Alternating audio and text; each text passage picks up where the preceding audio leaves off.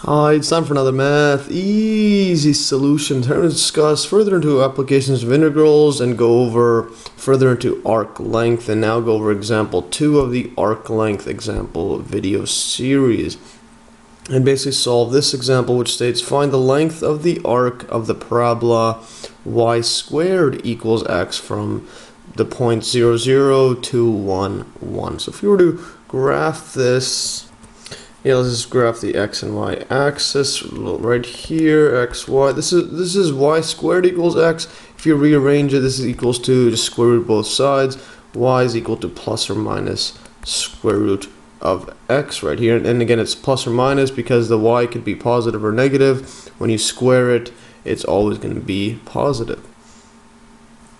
So basically the curve looks something like this. This is the positive side, and then something like this for the negative, just exact same reflection on the bottom.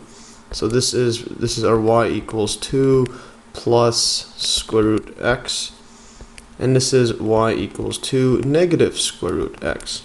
Yeah, and the points are, here is 1, 1, and this one is comma 1, and here is at 0, 0. But since we don't want to actually deal with this square root of x, it's actually easier if we were to do, instead of looking y as a function of x as here, just consider exactly how this function looks like. So x is a function of y. So if we were to do that, this just equals y squared. So it'd be the exact same thing as if we had y equals x squared, but now the variables change. So if you were to graph it, it would look something like this, something which we are more familiar with. So we go x, y instead of y, x, and the function looks simply like that. And this is x equals 2 y squared. And I'll show soon, it's easier dealing with this when we're trying to find the length of the arc from here to here. So that's pretty much what we're trying to solve for. But if you were to go on this graph, you're basically dealing with 1, 1 here, and 0, 0 here. So you're going to find this arc length across that. Yeah, so now if we recall the arc length formula, see arc length formula from my earlier video, what we have is that the length L is equal to the integral from, in our case, well, from 0 to 1, from this x0 all the way to 1 of now square root 1 plus dy over dx, or the derivative squared inside, and then we have a dx right here. So now in our case, since the points are only in the top half, we don't need to consider the bottom half, then basically the function we need to deal with is just the positive side. So y equals positive square root of x. If we take the derivative of this, well, again, let's just write this neater. This equals, just a bit with the power right here, it's easier to take the derivative. Now the derivative of dy over dx right here, make this a bit longer, dx is equal to, put the 1 half down, then we have x minus 1 from the power, negative 1 over 2, which equals to 1 over 2 square root of x. So when you plug in this in there, we get pretty much a more complicated number because we're dividing by x. So instead of this, I'll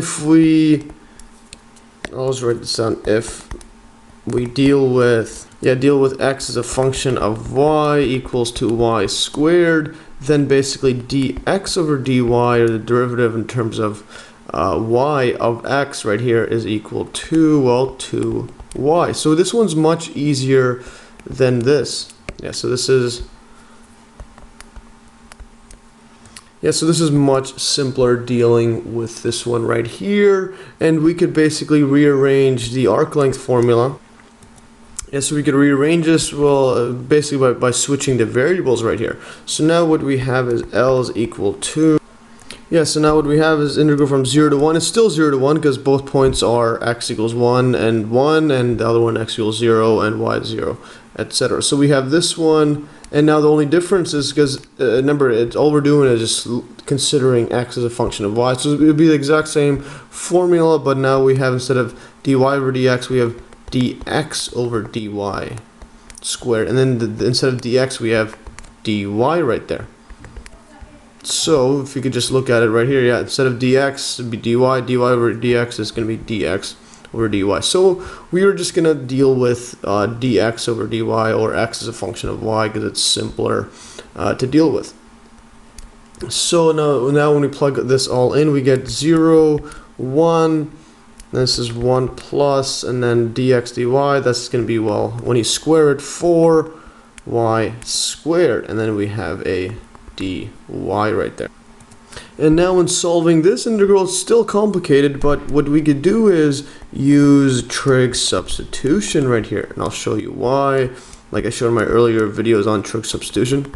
Substitution, I think that's how you spell it. So if we use it, when this has a 1 plus 4y squared, so what we do is if we basically let y equals 2 1/2 tan theta, and then for the range, basically theta is less than pi over 2 and greater than 0. And the reason we're doing this is because tan theta keeps going on to infinity, and it is and the way it looks like is this. If this is pi over 2, so we're basically picking these 2 points only. So from here, if this is our y, and this is our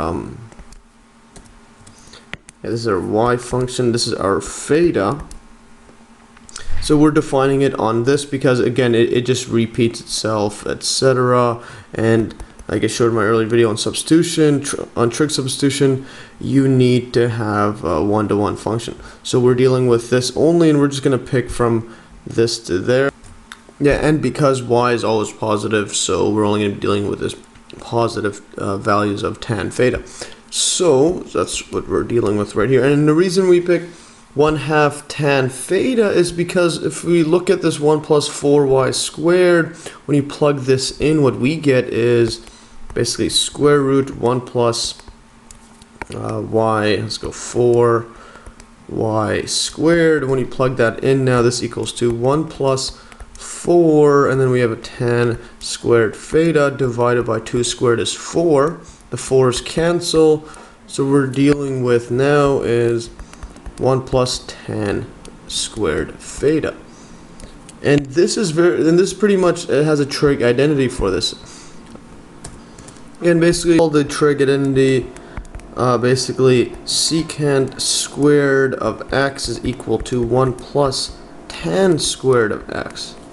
We'll just deal with, let's hide this around, just deal with just general x formula. And then when you square root it, we get secant x equals to, well, plus or minus 1 plus tan squared of x right here. But again, this is plus or minus, but in our case, we're only going to be dealing with the positive because secant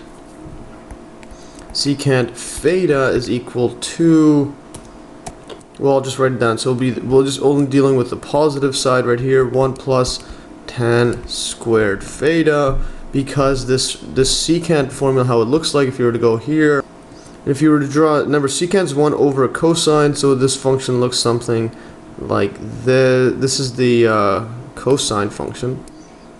I was dealing with only from 0 to pi over 2, and then the secant looks something like this. As you go to divide by 0, it goes to infinity as well. So again, it goes like this on the other side, but we're only dealing with from this interval. So what that means is, I'll just cover this up like that, and goes to infinity as well. This is our secant theta, which is equal to 1 over cosine theta. So since this is always positive, we're going to be dealing with positive sign. Yeah, positive here because of the interval right here. 0, let's go, yeah. 0 is less than equal to theta, less than pi over 2. And the reason why there's even a plus or minus is again, is a square root sign. Well, I mean, because of the power. And here you could also have a negative secant. As you can see, yeah, so it goes from positive, negative, etc. But we're only dealing with the positive.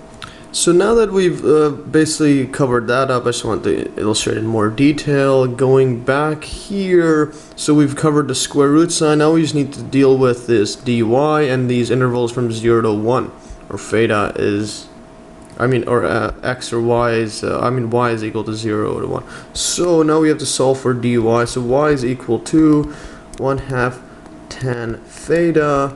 Dy is just equal to 1/2 square root, secant squared theta, d theta. And again, you can see this in my earlier video on the proof for this right here. I'm not gonna do that here. So we have that, and now at y is equal to 0, what we get is 0 is 1/2 tan theta, and then this just basically means tan theta equals to 0. Just cancel this 1/2 out. So theta is equal to 0, as you can see from the graph right here. So tan theta is equal to 0 at theta is equal to 0. So, and now, let's circle this. At y is equal to 1, what we have now is 1 equals to 1/2 tan theta. And then this, put that in there, so 2 equals 2 tan theta. Solve for, well, we can't solve for it. Theta is just equal to the inverse tan of 2. So there's no exact value we could just solve for it. So we'll just keep it like this.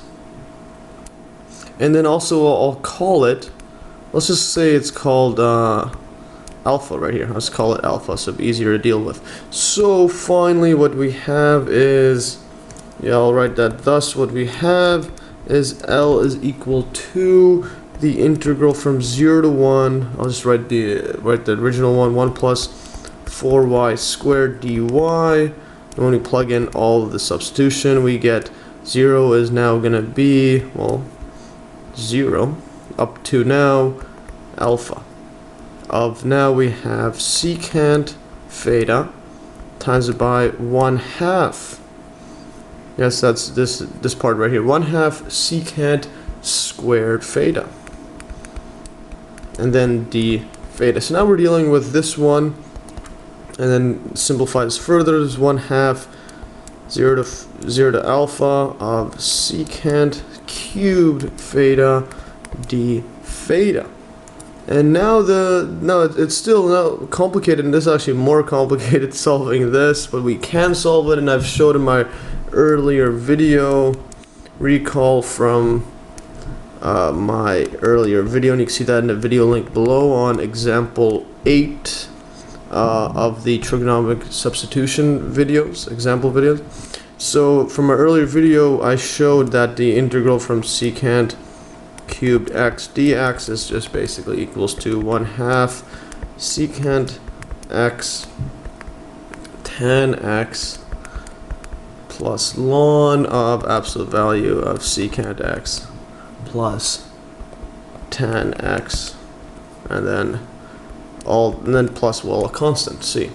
So make sure to watch that on how to prove that part. And then finally what we get is we can evaluate it now. So L is equal to, when you evaluate this, 1/2, and then, well, we have this 1/2 now, and then we are, let's put this in, secant theta, so this is a long integral right here, plus ln secant theta plus tan theta, and then all the way from 0 to alpha, and then we plug that in, we get 1/4, and then we have, this is going to be secant alpha tan alpha plus ln absolute value secant alpha plus this one right here,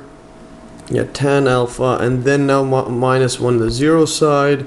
When you plug that in, put 0 inside secant 0, that's 1. Tan 0 is 0, like I showed earlier, so that just cancels out. So 0 plus now ln of secant 0, and tan 0 is as well equal to 0.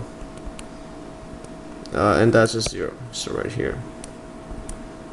So now we're just dealing with ln secant, so recall ln absolute value of secant of 0, and this one is just equal to, well, this is equal to 1.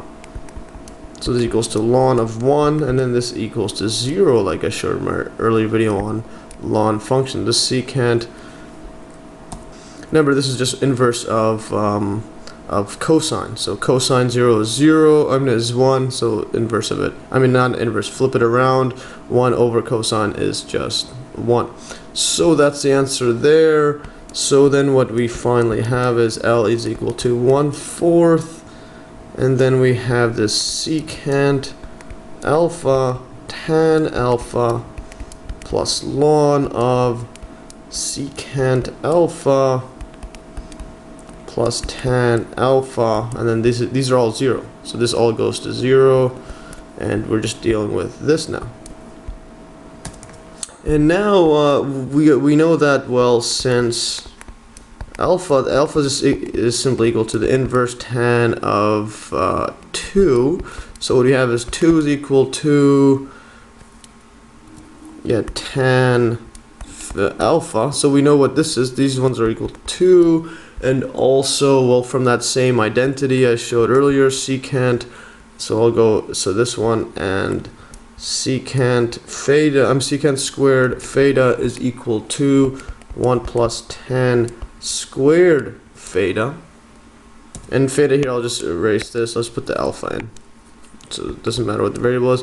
So we're dealing with alpha now, so when you plug this in, this equals to 1 plus 2 squared, which equals to 4 plus 5, so 1 plus 5. So what this means is secant alpha, when you square root it again, equals to plus or minus square root 5, but when we go back up, when we scroll back up here where we had, well, when we have our tan theta, tan 2 equals to theta, other way around, tan theta equals to 2, this just basically means if this function right here is our tan theta curve, then this value, let's say actually this is not there. This is 1. Let's say the number is 2 right here, and then draw it all the way across. We get here. This is where our alpha is right here. So this just means alpha is in between pi over 2 and 0, which it should, and the secant value here is going to be positive as well. And I like being tedious and more meticulous on these whenever you square root a square like that, just to make sure, just to illustrate always why it's positive, because a lot of times calculus book just doesn't do it. So it's positive since this is, well, less than pi over 2 and greater than 0. So it's that in our range that we're looking for. So what we have now when we put all of these in, thus what we have is L is equal to, go back here, so equals to 1 over 4. Now this becomes square root 5 times 2. Square root 5 times 2. And then this one right here, we get a ln of absolute value of square root 5 plus 2. Plus ln absolute value square root 5 plus 2. And inside this absolute value, square root 5 plus 2 is always positive. That is a positive number. So we can remove those absolute value signs and then divide this in. We get square root 5 over 2. 2 cancels with the 4, making it 2 there, plus ln of absolute, and remove the absolute value sign. Ln of square root 5, 2 right here, because that's always positive right there. And there is our answer. And if you were to plug that into the calculator like I have right here, square root 5 over 2 plus ln square root 5 plus 2 divided by 4 is around 1.47894 and 3 if you round up. And I'll just write that down right here. This equals roughly 1.4788943, just to be close to the exact answer. And now to dive further into this example, basically the table below shows the polynomial approximations L of n that we get when dividing the curve into n equal subintervals. Notice that each time we double the number of sides of polygons, we get closer to the exact length. And basically, if you look at it here at n equals to 1, we have 1.414 for the approximation of the curve. N equals 2, we get 1.445, then you double 1.464. Keep doubling it up to 64, we get 1.479. Again, these are approximations, which is getting close to this 1.4789. So rounded up is 9. And if you were to graph this out, let's go x, y. So the curve is like this on this side, and this is at, let's say this is 1, 1. And this is the function. This is the function y equals 2 square root of x, or we can have, this is the positive side, x equals 2 y squared, doesn't matter how you write it. And then at this point here is 0, 0. So the first, basically just to show you what I mean by n equals 1, if that's just one segment, this is a straight line like that. And this one we'll call this L1, and again this one we could just solve this using Pythagoras. So this is the distance here is 1, and this is just 1. And basically recall the Pythagoras theorem like always. Yes, the Pythagoras theorem, if you have a right angle triangle like this, A, B, and C, we basically have c squared equals to a squared plus b squared. So in our example, I mean in above right there for the first approximation, L1 is equal to basically square root, that's going to be our c value, 1 plus 1 squared plus 1 squared, which equals to, well, square root 2. And this is roughly equal to, when you plug this into the calculator, done it here, so about 1.414, which is right here, 1.414. 1.4 like that, so roughly there. So that's the first approximation. And just to illustrate it here, if you break up this to the second segment, well, we just draw it at the halfway point, which is roughly here. And this, so this is at n equals to 2. So this would be our L2, where it's n equals 2. Yeah, there's L1, L2, and that's n equals 1, n2, etc. And now one final note, basically it's an important note. Because of the presence of the square root sign in the arc length formula, the calculation of arc length often leads to an integral that is very difficult to solve, as shown in this example. This was pretty intense too. It takes a couple, it was about 25 minutes just solving this one example, or even impossible to evaluate. Yeah, so sometimes it's actually impossible to solve it explicitly. Thus, we sometimes have to be content with just finding an approximation to the length of the curve, as I will show in my next video, so stay tuned for that. Anyways, that's all for today. Hopefully you learned from this pretty intensive and useful, very interesting example on solving arc length by switching up the variables. So dealing with y is a function of x, dealing with x is a function of y. Anyways, that's all for today. Hopefully you learned, and like always, you can download these exact notes in the link below. And thanks for watching, and stay tuned for another Math Easy solution.